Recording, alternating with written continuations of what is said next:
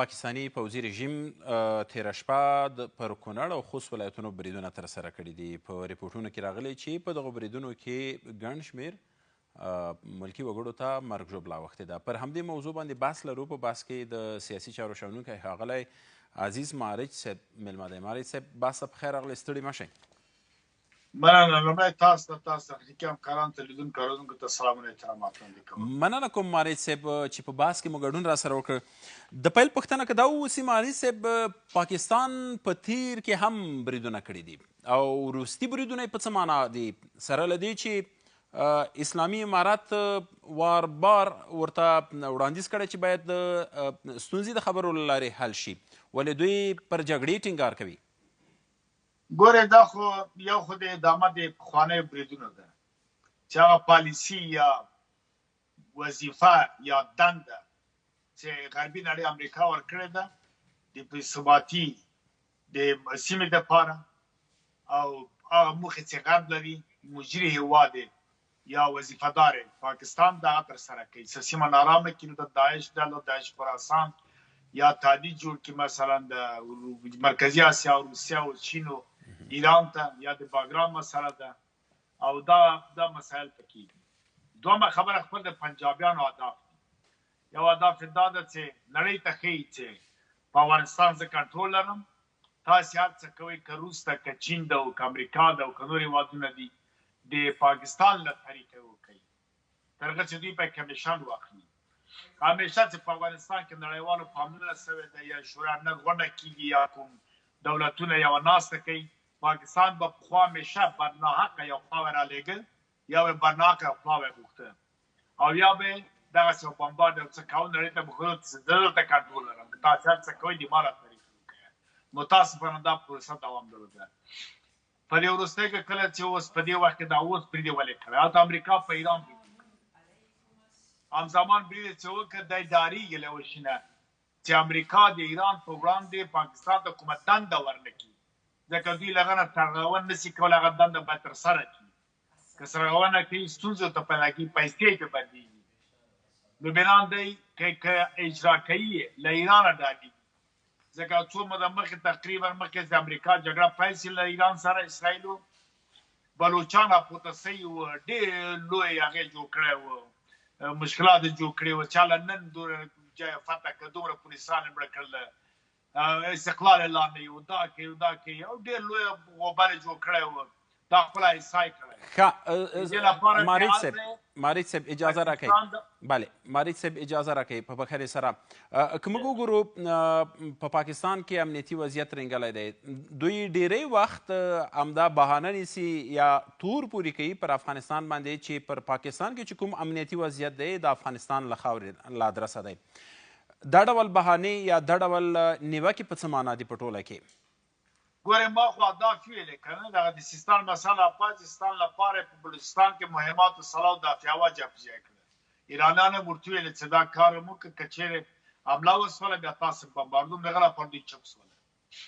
ما عرض وکړه چې دوی دغه دلایل او اهداف او مقاصد لري، په طالبانو فشار راولي، غواړي جمهوریت ته وایي زه کنټرول لرم، د فدرال کې خپله پالیسي له بهر نه ده، بیا دغه بانې او پلمې کوي، ځکه دوی بانې او پلمې بل نورې نه لري. که چیرې دوی استخبارات دومره قوي چې په افغانستان کې د پر وړاندې کار کېږي یا ټي ټي پي دی یا نور دي، نو بیا دا ټي ټي پي چې راځي افغانستان دوی ولې ګرفتاروي، ولې CISI هلته دوی سره محاسبه نه کوي، په خپله پاکستان کې چې فعالیتونه کوي ولې مخنیوی نشي کولی. نو دا خو خامخا ټول په دې پي دا پلمې دی. بل که چیرې جنګ غواړي وکړي، خو توپ تیارې او ټانګونه دې را روان کړي، را داسې لښکر دې رامخې ته کړي، جنګ دې وکړي، جګړه دې وکړي. دا څه معنا لري چې ته یو الوتکه راپورته کوه، راځه بېګناه ملکي کسان د شپې په خوب کې وایي، د ماشومانو سیاسرې او سپین سري، ولې هلته په افغان تا سره سپاهي ولاړ ده، په هغه ولې ډار هم نه شي کولی. دا خو معلومه خبر دی او برنامه ده جوړه کړې ده، نوره مقاصد لري چې ما وخت تاسو ته عرض وکړي. نور نو دا کوم زور نه لري مثلا چې دې هم ډارېږي چې افغانستان اردو عقیدهي اردو ده او کافي اندازه وسله په افغانستان کې د ناتو وسله هم دلته ده، د اردو پاتې ده، د طالب وسله هم دلته ده، چا چې غلا کړې وه پټه کړې وه په غرو کې هغه هم راووتله. حتی ته موجود یو داخلوا پاتې د هغه هم پیدا سي. نو دوی په عسکر نه ډارېږي. دوی عسکر غوره بې موراله دي چې په 1901 کال کې په بنګال کې تر جامع ویستل لا تر اوسه پورې دوی پتنه د بنګال په موزیم کې د نمایش لپاره کېږي. دوی خو جنګ نه شي کولی په دې باندې پیږي. نو بنا راځي نه بمبار کوه دا لړۍ دوام لري تر هغه چې افغانستان دولت دوه کارونه کوي. بله ماري یو به وزارت خارجه اعلامیه ورکوي نړیوالو اصولو پر بنیاد، ځکه دا ټول اصول د اعلامیه د حقوق بشر هم نقضوي، کنوانسیون د جرایم جنگی هم نقضوي، منشور د ملل متحد اووم فصل یو 50 نصرته ماده هم نقضوي، دیپلماتیک اصول هم نقضوي. اوس هم جواری و مسرانده مداخله اصل دا هم له منځه بیایي، استقلالیت ته حاکمیت هم درناوی نه کوي. نو دې اصول ته یې وکړي یا دا ده چې تیاری د جګړې ورته ونیسي د کږه خوله وایي په سوک سمیږي. بیا نو حرکت تر 2-3 ورځې کې تر اټکه څه تر پنجاب پورې افغانان رسېدلی سي. ټول افغانان یو موټی یو لاس یو د تنای طالب مسله نه ده.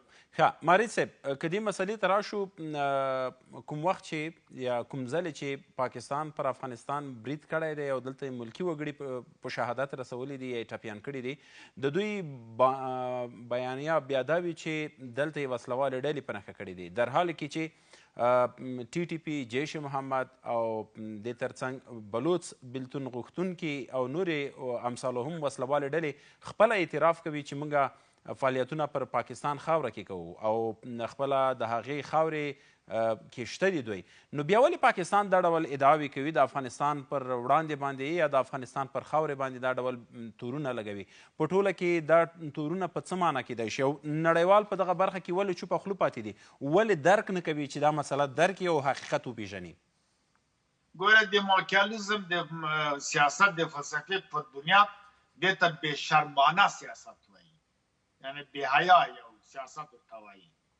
دوی په خپل اصطلاح کې دا ورته استعمالوي چې نړیوالو خلکو د دواړو هېوادو ملتونه په سترګو باندې ګوري او نن سبا د ځمکې هوانه ټکنالوژي هر څه څېړي او ګوري او د هر چا په جب کې کامره ده او عکس ده او انځور ده او فلم ده اخیستل کېږي.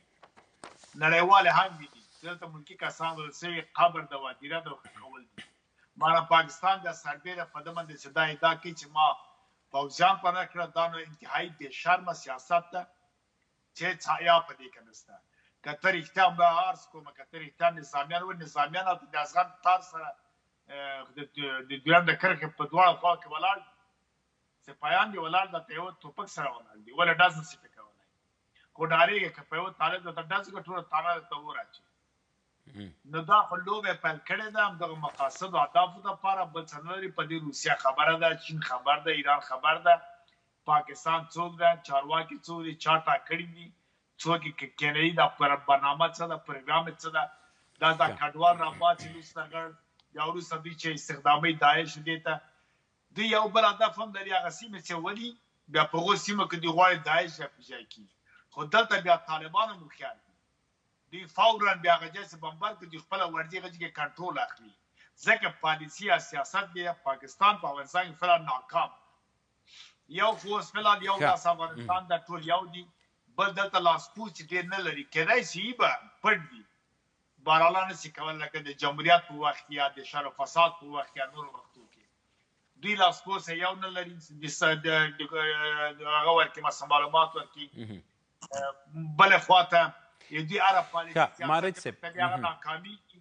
د جهاد په نوم، د منبر په نوم، د محراب په نوم، دې په نوم باندې اسلام و دین په نوم باندې څوک غولولی نشي خلکو کاستوي.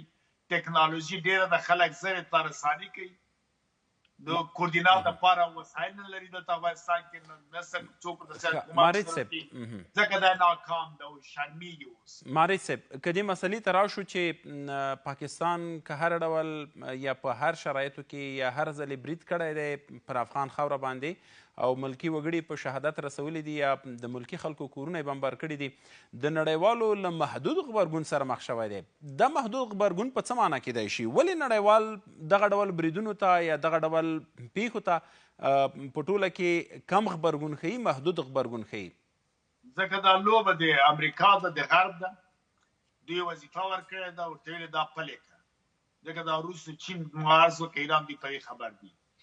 نړیوال اصول چې دي همدغه زبرځواک هېوادو جوړ کړي د خپل قانوني مشروعیت دپاره یو شرکت ته بودیجه ورکوي، متاسفانه نور څوک چې مثلا د داسې کوم هیواد دي چې هغه ته اثر د پاکستان یا اسلامي ملکونه نن سبا دغه ټول د امریکا د اصل یعنی مارج صاحب ستاسو له خبرو داسې درک کیږي چې پاکستان یو پروژه‌ایي جګړه پیل کړې ده د افغانستان پر مقابل کې او غواړي چې دغه پروژه مخته یوسي 100% ځکه ملت د پاکستان دا نه غواړي اته ملکي اداره فکر نه کوم دا ډېره چې غواړي دا همدغه پوځیان دي پروژه ده ګوره ایمل ولي وویل که چېرې پاکستان جنګ په سیمه کې ونه کړي نو پاکستان ته څوک بودیجه وای نه ورکوي جنرال حمید ګل وویلې 2-3 کاله مخکې همدا خبرې وکړه مخکې له مرګه زموږ چیف افسر په واشنګټن کې ټاکل کېږي نو دې ته په کتو سره هر څه واضح او روښانه دي خو متاسفانه دا کړنه دوام لري په دې کړنه ته جواب ورکول پکار دي یو سم پوځي جواب ورکول پکار دي نو لکه